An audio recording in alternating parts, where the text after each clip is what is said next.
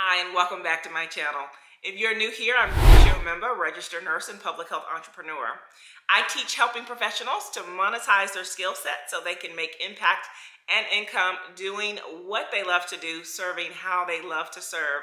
I help them build, scale, and launch public health consultancies using my proven step-by-step system.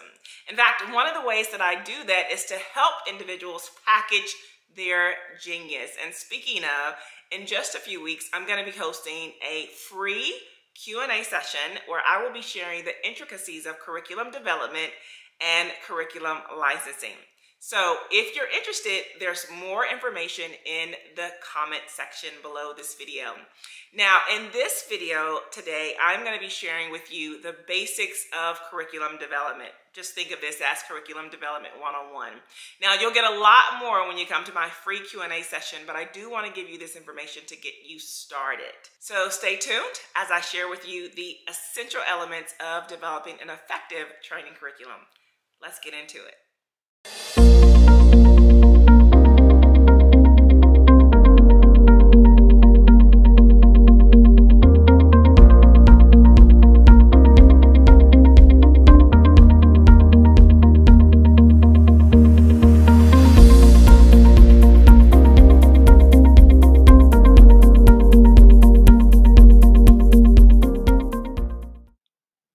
So let's talk curriculum development.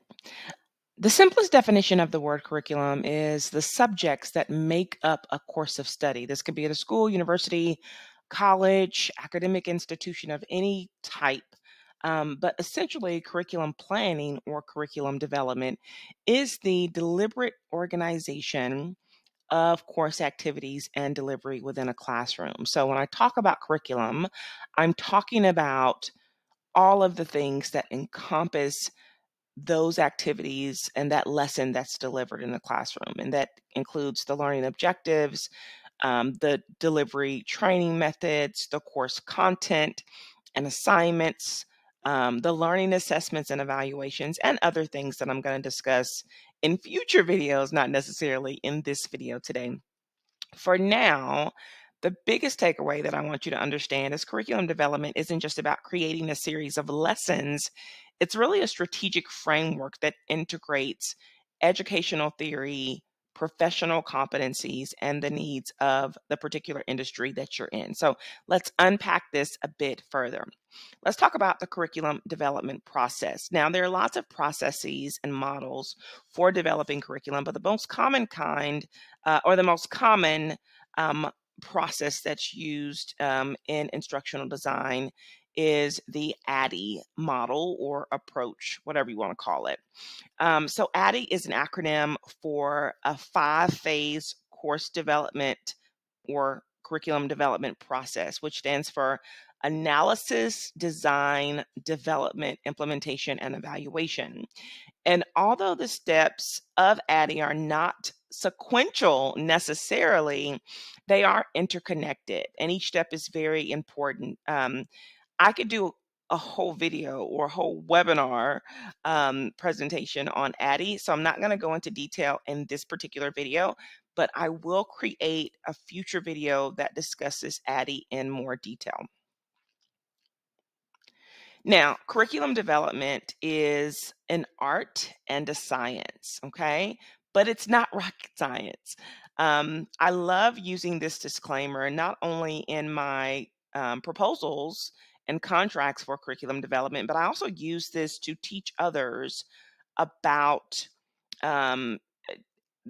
just curriculum development in general. So something that you should know as you begin to develop training curriculums is that it really is subjective. It's not a right or wrong. There is no, there's a process for doing it. There's certainly an approach that's been a lot of approaches and models that are evidence-based or research-based or best practice.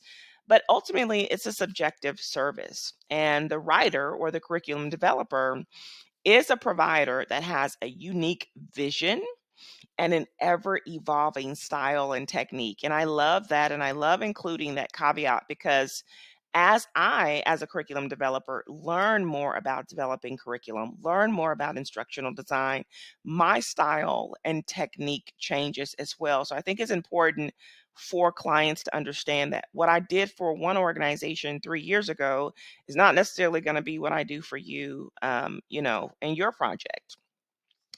Uh, Also, every curriculum, every final delivery is going to be different because of different taste, different budgets, and different needs, especially different needs of not only the learners or participants, but needs of the organization.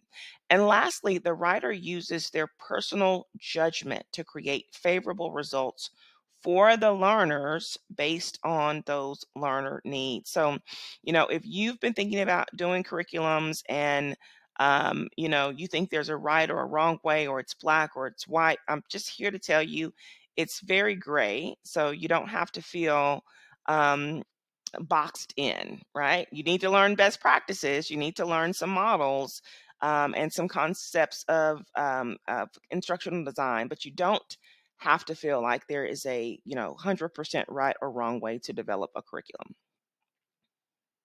Now, let's talk a little bit about content development. When it comes to content development, this involves creating your course materials, creating those activities and those assessments that align with your learning objectives. I want you to keep in mind your content must be flexible enough to accommodate different learning styles and professional roles, which is why conducting the needs assessment is important and why trainers should be well versed in adult learning principles. And adult learning principles will be the topic of a future video lesson. Now, when it comes to the time it takes to develop a curriculum, you've probably figured out that it is not something that can be done in an hour's time. In fact, it can take anywhere from 12 and a half to 55 hours to create 1 hour of CE. And that's because there's so many different things that are included. And so I've listed some of these things on the screen here for you. It takes me anywhere, especially if it's net new content of a foreign topic, I can spend a good solid 5 hours conducting a literature review. Okay. It can take me an hour to develop a lesson plan, depending on, if it's a half day or full day worth of training. It takes me 1 to 2 hours minimum to consult with external stakeholders or internal subject matter experts. It can take me about an hour to set up my learner engagement activities, especially if we're doing this virtually. That can include polls, activities, um, etc. And actually, if you're creating ancillary materials, workbooks, guides, job aids, etc., you have to figure in the time it takes to create that as well. It can take me about 4 to 5 hours to storyboard or to script speaker's notes. It can take me about 4 or 5 hours to design PowerPoint slides to make them aesthetically pleasing, not what you're looking at in this particular presentation. And then it can take you, 1 to 2 hours to develop your pre and post test and your evaluation forms as well. So again, it just really depends, but this is the average time for 1 hour of continuing education. So you've developed your curriculum, you've developed your content. Now it's time for you to implement your curriculum. And this is where the rubber meets the road. So whether you are implementing an online course or a classroom type of training, effective implementation is what's going to ensure that your learning objectives are met efficiently. And there are a few things for you to decide when it comes to the implementation of your training. So, first things first, how will your training be delivered? Okay. If it's in person, think about all the logistics that goes with an in-person training. If it's virtual, do you understand and are you comfortable with the features on the platforms of whatever platform you're going to be using? What instructional strategies or teaching methods are you going to use in the training? Remember to keep in mind how your learners learn. Use training methods that take into consideration those different types of learning styles. And probably more most importantly, is designed for interaction. So, for example, if you know you want a lot of discussion, then you want to utilize training methods that allow for a lot of discussion. Share pair shares, um, breakout rooms, um, scenarios, case studies, etc. Right? So, very, very important for you to design for interaction. And last is evaluation.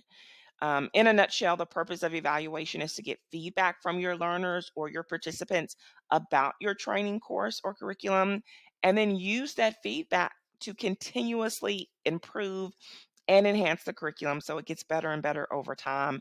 And there are lots of ways to evaluate your learners. I'm not going to go into it in this video, but I will create a future video that goes more in depth. For now, just know that curriculum development is not complete until you have completed learner evaluations.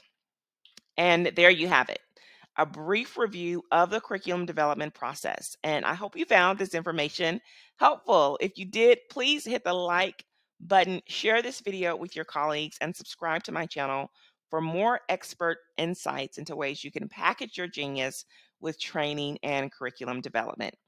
Thanks for watching. I'll see you in the next video.